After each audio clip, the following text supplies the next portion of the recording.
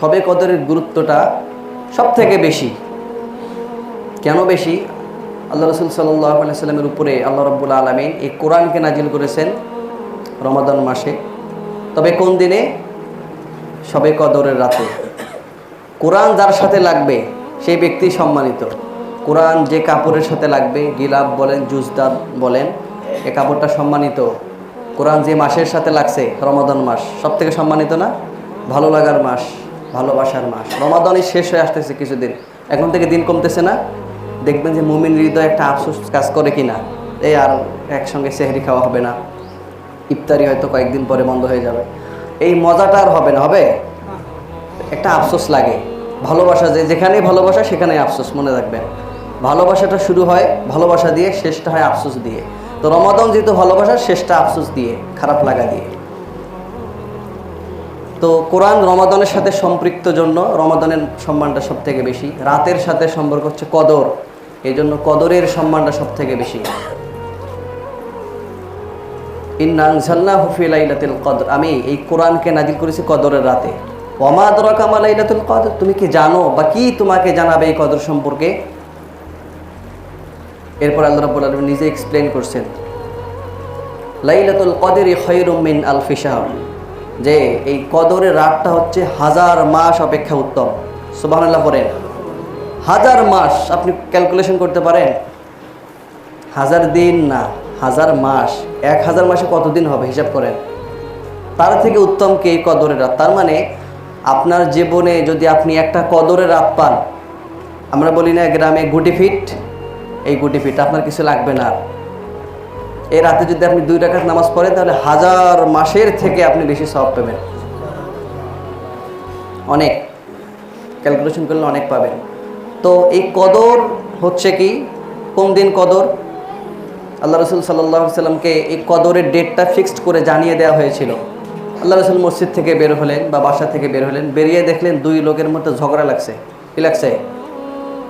ঝগড়া যেখানে আল্লাহ রসুল সেখানে মীমাংসা করে দেওয়ার জন্য যেতেন। আর আমরা কি করি, যেখানে ঝগড়া ওখানে আর দেখি যে পিন মেরে এটা আরও বড় করে দেওয়া যায় কিনা। অথবা কি করি, যেখানে ঝগড়া লাগছে আপনি এখন টাকা খেয়ে কীভাবে সেটা মীমাংসা করবেন, এই ধান্দায় সেখানে যান, যাই না? আর আল্লাহ রসুল কী করতো? মীমাংসা করে দেওয়ার জন্য সেখানে যেত। তো মীমাংসা করে দিতেই মানুষ তো নাকি, মানুষ না? তো আল্লাহ রসুল এই ডেটটা ভুলে গেল। বলে ভুলে যাওয়াতে আর বলতে পারলেন না সঠিকভাবে। তবে এটা নিশ্চিত, আল্লাহ রসুল বলছে যে আমি নিশ্চিত এ রাতটা 21, 23, 25, 27, 29 তথা বেজর রাতে হয়। তো যে ব্যক্তি ইতিকাফ থাকে, তো 20 রমাদান মাগরিবের পর থেকেই তো, তাই না? তো মাগরিবের পর থেকে শাওয়াল মাসের চাঁদ ওঠা পর্যন্ত ওই ব্যক্তি মসজিদে থাকে। তো আল্লাহ রাব্বুল আলামিন যখনই কদর হোক না কেন, যে রাতেই কদর হোক না কেন, বাংলাদেশে এই ক্যালকুলেশন নিয়ে অনেক একটা ঝামেলা হয়। সৌদি আরবের সাথে যদি আমরা হিসাব করি, তাহলে জোড়া জোড়া পড়ে 20, 22, 24, 26, 28 এমন। আর যদি আমরা আমাদের হিসাবটা করি, তাহলে 21, 25, 23, 27, 29 এভাবে হয়। তো 21 থেকে যে ব্যক্তিটা থাকলো পরবর্তী মাসের চাঁদ ওঠা পর্যন্ত, যখনই কদর হোক না কেন, ওই ব্যক্তির কি মিস যাবে? বলেন, যাবে না। তো মূল বিষয়টা হচ্ছে, মূল উদ্দেশ্যটা হচ্ছে যে সবে কদর যেন মিস না হয়। আরেকটা হচ্ছে কি, এই রাতে বা এই কদরে বা এই আপনার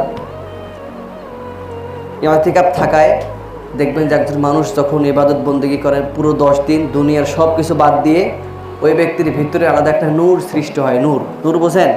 লাইট বা আলো। নূরের একটা আলো আছে, কিন্তু ইমানের কিন্তু একটা আলো আছে। এই আলোর কারণে মানুষ গুনাহের দিকে যায় না। এই আলোর কারণে দেখবেন যে মানুষ হারামের দিকে যায় না, এমন হয় না?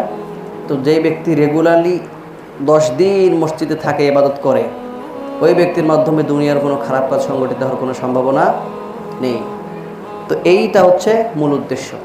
এই 2টা উদ্দেশ্যের জন্যই আমরা ইতিকাফ করি। আমি আশা রাখবো যে আমরা নামাজের পরে আলোচনা করে, যারা মনে করেন যাদের মাথা ঠিক আছে, ইবাদত বন্দেগী কী করে না করে সেটাও বোঝে, ইবাদত করতে পারে, নিজে নামাজ পড়াইতে পারে, আজান দিতে পারে, 2-1 ব্যক্তিকে কোরআনও শেখাইতে পারে, এমন ব্যক্তিকে রাখা। আর সবচেয়ে ভালো হয় সমাজে যাদেরকে মানুষ হিসাব করে, যারা বিভিন্ন বিচার সালিশ করে বেড়ান, তারা যদি থাকে তাহলে এরা সব থেকে ভালো হয়।